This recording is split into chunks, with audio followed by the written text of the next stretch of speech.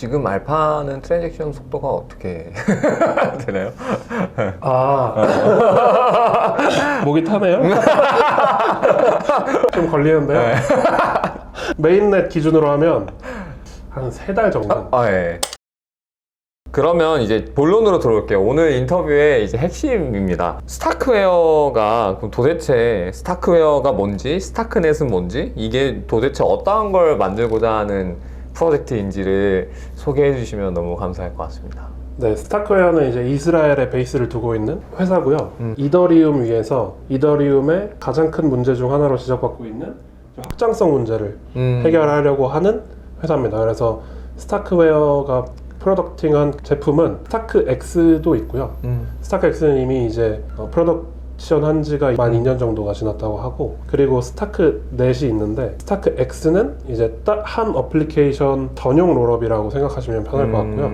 스타크넷은 이제 그거보다 제너럴한 여러 가지 프로그램들의 롤업으로서 이제 이더리움 확장성 문제를 레이어 2에서 해결해 보겠다라고 하는 회사입니다. 그러면은 스타크X가 이제 하나의 어플리케이션을 위한 거다라고 말씀해 주셨는데, 그러면 어떤 어플리케이션들이 썼었는지 좀 대표적인 게 있나요? 대표적으로는 아마 가장 많이 알고 계실 걸로는 DYDX가 사용을 했었고, 그 다음으로는 뭐 Immutable X도 사용을 하고, 그리고 SoRare라는 어떤 프로젝트도 사용을 하고 있고요. 스타크X가 사실은 엄청나게 많은 트랜잭션을 처리를 하는데, 이제 스타크X는 말씀드린 것처럼 스탠드얼론 한 어플리케이션 전용 롤업 같은 느낌이라서, 그리고 나서 나온 게 이제 스타크넷입니다. 제너럴한 어플리케이션을. 이제 여러 개의 어플리케이션도 같이 쓸 수 있는 그쵸. 레이어 2 블록체인이라고 보면 될까요? 네. 그래서 진정한 그냥 이제 블록체인이라고 생각하면 편할 것 같아요. 어떤 프로그램이든 내가 그냥 원하면 만들어서 디플로이 할 수 있는 네트워크가 스타크넷인 거죠. 그러면 뭐 예를 들어 유니스왑도 스타크넷 위에서도 런칭할 수 있을 것이고, 이제 다양한 블록체인 이제 DApp들이 함께 이제 런칭할 수 있는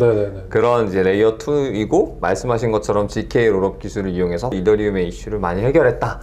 이렇게 볼 수 있을 것 같은데, 그러면 이제 많은 분들이 궁금해하실 것 같아요. 저희가 이미 또 레이어 2 다른 블록체인을 다루기도 했는데, Y 스타크웨어 다른 레이어 2 이더리움에 많잖아요. 뭐 옵티미즘, 아비트럼, 요즘 TVL이 계속 오르고 있던데, 이들 대비 스타크웨어만의 차별점이 무엇인지 좀 간략하게 또 알려주실 수 있으면 너무 좋을 것 같습니다. 스타크웨어를 채택하게 된 계기가 아마 그 대답이 되지 않을까 싶은데요. 네, 너무 좋네요. 네, 일단 저희의 이제 프로덕트를 어떤 블록체인 네트워크 위에다가 이걸 배포를 해야 될까를 고민을 했을 때, 그러니까 첫 번째 이더리움은 그냥 이더리움으로 가야겠다라는 디시전이 나왔어요.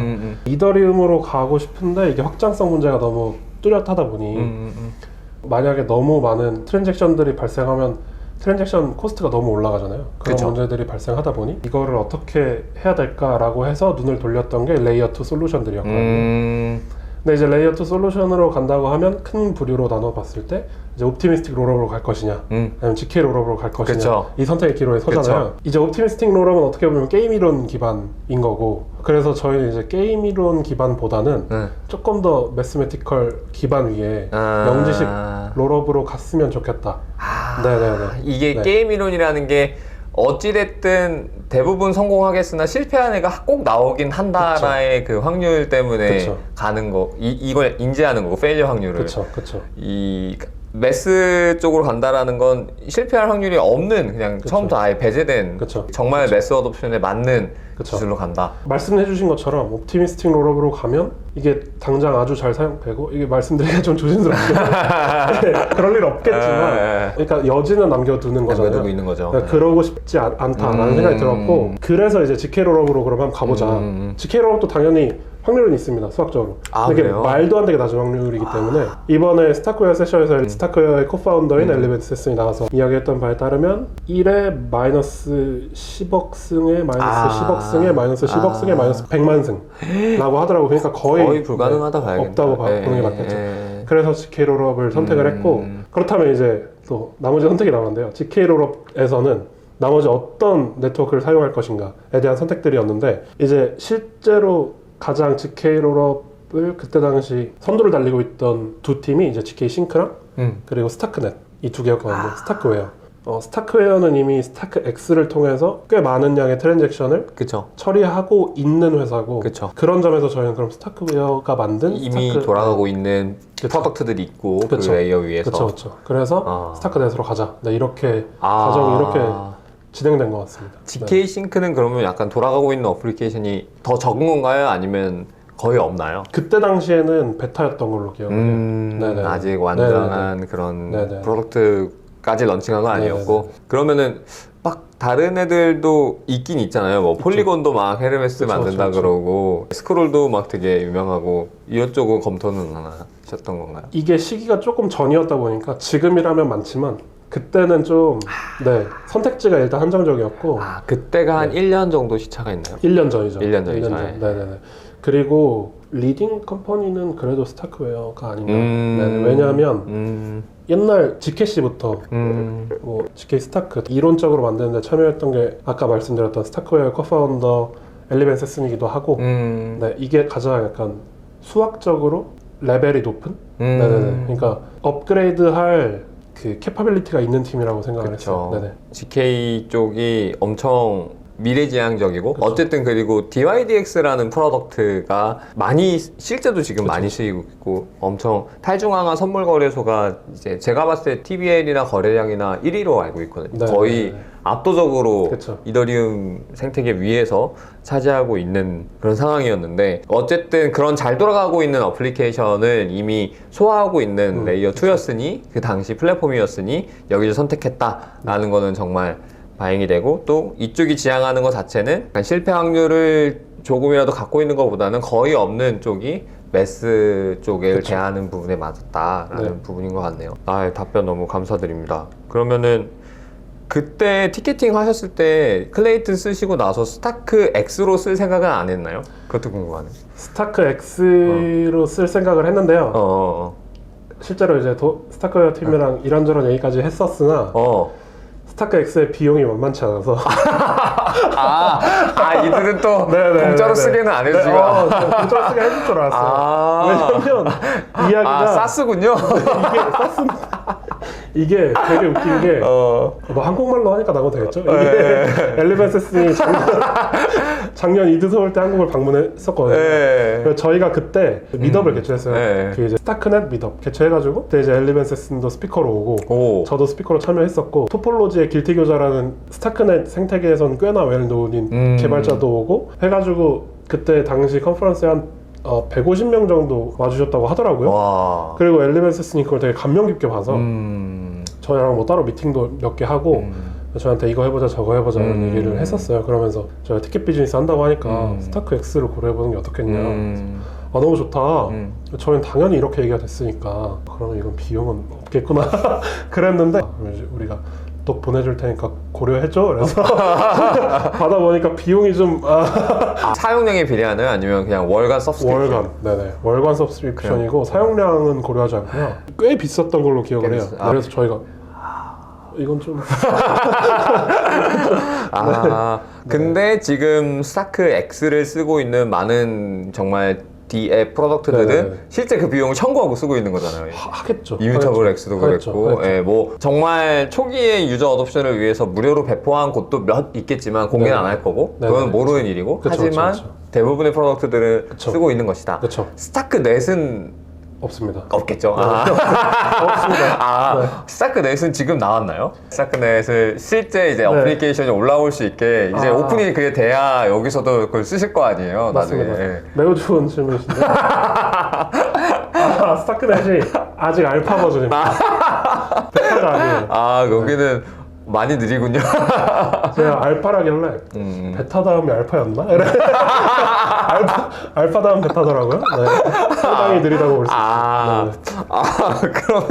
그러면은 그게 나오기 전까지는 스타크 X를 써야 하는 선택지 말고는 아직은 없는 것일 것이고 알파긴 하지만 뭐 돌아가고 있는 프로덕트들도 있고요. NFT 마켓플레이스 이런 것도 있고요. 사용은 가능한데 이제 알파니까 아직 디벨롭 중이고 가장 단적인 예로는 어카운트를 하나 만들면 그 어카운트에 주기적으로 특정 업데이트가 있을 때마다 그 어카운트도 업그레이드를 해주지 않으면 펀드에 접근을 나중에 못하게 되는 그러니까 알파라는 게 여기서 딱 여실히 느껴지는 거죠. 그러니까 말이 안 되는 상황인 거죠. 그러니까 내 돈 못 찾아갈 수 있는 네네네. 상황이 사실 말이 안 되는 기술적인 뭐 어떤 내가 잘못을 했으면 기술적 잘못이 아니라 내가 가만히 있으면.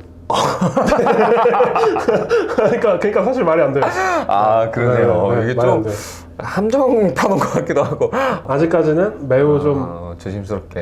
네, 근데 느린 만큼 확실히 진행되고 있다는 생각이 들어요. 네네네. 기술 개발을 네네네. 어쨌든 여기서는 정말 실패 확률이 거의 없게끔 하려고 하는 플랫폼을 만들고 있고 확장성을 확실히 해결하려 하는 부분이다 네네. 보니까 저도 이 기술이 굉장히 정말 궁극적인 기술이고 궁극적인 문제 해결의 이제 방향성인데 대안이 아닌 시간이 그래서 좀 필요하다 더 네네. 현재 시간으로 어느 정도 걸릴 것 같으세요? 스타크넷 런칭할 때 알파 말고 알파 말고 제 개인적 의견으로는 한 2년 정도 걸리지 않을까. 2년. 네네네. 이제 베타까지 다 끝나고 실제 디플로이 돼서 트랜잭션 속도도 좀 나오고 이러려면은 한 2년 정도 걸리지 않을까. 지금 알파는 트랜잭션 속도가 어떻게 되나요?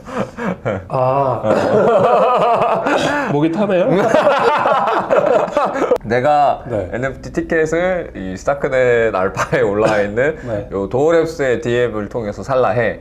딱 이제 보냈어요 트랜잭션을. 네네. 얼마 걸려요? 그 민팅 되는 데까지? 좀 걸리는데요. 네. 메인넷 기준으로 하면 한 3달 전까지는 예. 2시간씩 걸렸습니다. 2시간. 근데 지금은 엄청난 발전이 있어서 지금은 훨씬 빨라져서 15분입니다. 15분? 블록 타임이 괜찮네요. 지금 아니 비트코인도 트랜잭션이 한 10분에서 뭐 걸리잖아요. 그렇죠. 이더리움 정도야 이제 제가 알기로는 15초 정도 걸리는 걸로 알고 15초. 있고. 괜찮네. 비트코인 정도의 속도. 그렇죠.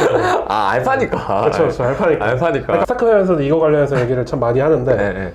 뭐 본인들의 이제 주요 페인 포인트가 저거 퍼포먼스였다 라고 본인들도 인지를 하고, 근데 퍼포먼스가 그런데 그냥 내버려 뒀던 이유는 그동안은 펑셔널리티를 조금 더 집중해서 이 기능 저 기능 모든 기능을 다 구현하는데 훨씬 더 집중을 했었고, 공식적으로 스타크넷에서 한 말인데요. 이제 우리가 공식적으로 기능을 다 만들었기 때문에 이제는 퍼포먼스에 집중을 할 거고, 그러기 위해서 퍼포먼스를 뭐 어떻게 하겠다 뭐 이런 얘기를, 그러니까 스타크웨어도 가장 잘 알고 있는 거죠. 본인들이 가장 안 나오고 말이 안 된다고 생각하는 부분이 트랜지션 타임이라는 걸. 근데 네. 하나의 어플리케이션에 이제 최적화되어서 딱 제공하는 스타크 X는 엄청 빠른 거죠? 엄청 빠르죠. 그래서 DYDX가 정말 탈중앙화 선물 거래소가 마치 바이낸스의 선물 거래소랑 큰 차이 없이 굴러갈 수 있는 거고, 거기에 이제 트레이딩 볼륨 자체도 엄청 크게 그렇죠. 몇 천억이 돌아가고 있는 걸로 이제 이해하고 있습니다. 그러면은 스타크웨어 위에서 지금 현재 진행형으로 잘하고 있는 프로젝트들, 아까 말씀해주신 스타크 X가 DIDX랑 뭔가 이뮤터블 X, 정말 웹3 게임이 이제 런칭을 할 때, 혹은 거긴 또 스튜디오도 하잖아요. 그래서 뭐 게임도 만들어가지고 또 이미 런칭하고 있는 걸로 알고 있는데 그런 거를 이미 돌릴 수 있는 스타크 X의 대표 제품들이 있고, 근데 향후에 기대되는 프로젝트들은 어떤 프로젝트들이 여기에 이렇게 몰릴 것 같아요? 스타크 넷 위에 올라갈. 제가 컨퍼런스를 많이 돌아다니는데요. 사실 스타크 X 사람들은 못 봤습니다. 지금 생각해보니 좀 특이하네요. 네, 근데 제가 베트남 컨퍼런스도 가고 샌프란시스코 컨퍼런스도 가고 그때 같이 가셨던 이스라엘 컨퍼런스도 가고 서울도 왔었는데 한 번도 DYDX, 이뮤터블 X, 소레어 팀을 못 봤는데요. 그래서 저는 스타크넷 팀만 거의 주로 많이 알고 있거든요. 근데 스타크넷 위에서도 이제 잘하고 있는 팀이라고 하면 아마 제일 유명한 게 네더마인드가 아닐까 싶어요.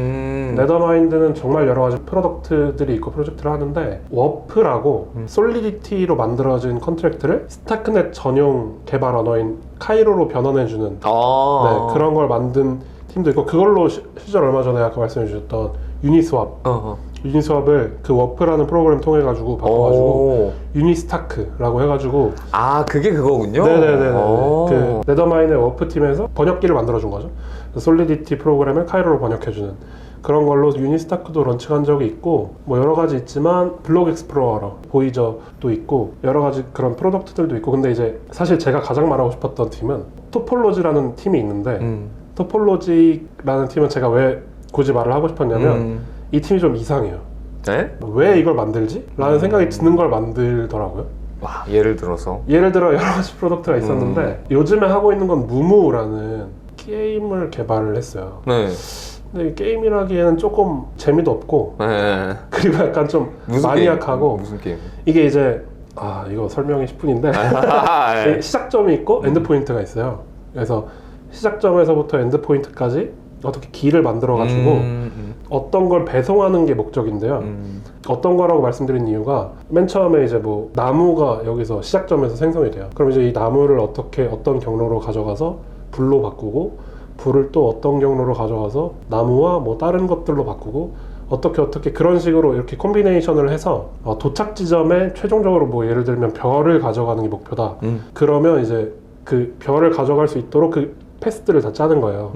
근데 이게 매우 복잡하고 어떻게 보면 좀 마니악하고 그쪽 개발자가 저한테 내가 요즘에 이 게임을 만들었다 해서 제가 게임이라고 표현하지만 제가 봤을 땐 일에 가깝거든요. 게임이라기보다 머리를 써야 되고 그래서 가장 이해가 안 갔던 게 이걸로 일단 돈을 못 벌 것 같은데 네. 이게 이 회사의 메인 프로덕트 중에 하나거든요.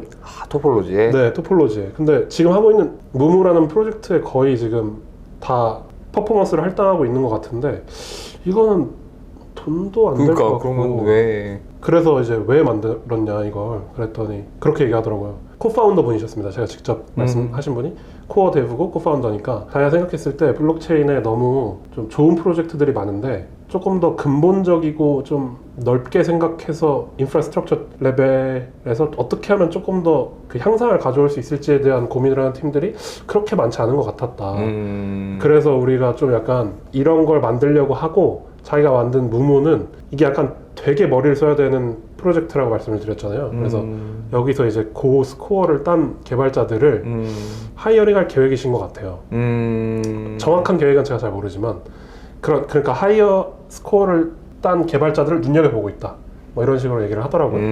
그래서 이제 최종적으로는 블록체인 오퍼레이팅 시스템도 만들고 싶고 네네. 그런 블록체인 위에서 오퍼레이팅 시스템을 만들고 있다. 지금은 우리 그냥 월드에 뿌려져 있는 CPU를 같이 활용하고 있을 뿐이지 않냐. 난 이 위에 오퍼레이팅 시스템을 만들고 싶다. 이런 식으로 얘기를 하고 개발자분들을 채용하기 위한 어떻게 보면은 시험 같은 그런 거죠. 거를 이 게임 코드에 기여하는 부분에서 혹은 게임을 풀 때 코드를 써야 되니까 그 역량을 가지고 이제 웃긴 건 코드는 안 쓰셔도 됩니다. 근데 그 패스를 얼마나 효율적으로 짜느냐에 따라서 스코어가 결정이 되거든요. 이제 그런 부분을 보시면 그건 돼요. 문과 같은 사람들은 못해요? 그 코스를 할 수 있습니다. 할 수 있습니다.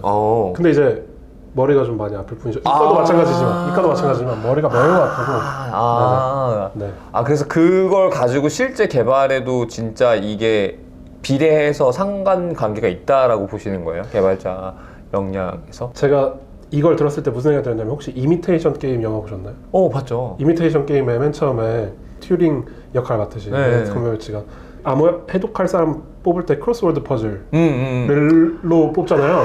약간 그런 생각이 들더라고요. 이 사람도 약간 이렇게 해서 랭킹을 다 매기면 진짜 천재들 약간 특정 영역의 천재는 가릴 수 있으니까 그런 것 같아요. 재밌다. 그래서 되게 이상하다 이 팀라는 생각을 많이 했었고 근데 기발하네요 진짜. 기발하기도 하고 원래 이 코파운더 분이 밟아오셨던 패스가 되게 웃긴데 기존에 만들었던 것도 무슨 뭐 AI 대 AI 게임이에요. 내가 만든 AI가 센지 너가 만든 AI가 센지를 블록체인 위에다가 폴로 하고 그래서 AI 대 AI 게임을 누가 할까? 이런 생각을 했었는데 그런 것도 만들고 뭐 이런저런 뭐 여러 가지 시도를 하고 아마 스타크넷 위에 최초로 AI 모델을 디플로이한 네네. 와. 네네. 그분이 아까 말씀하신 길티 교자 그런 맞습니다. 길티 교자. 그분입니다. 그래가지고 되게 심상치 않으신 분이에요. 심상치 않으세요.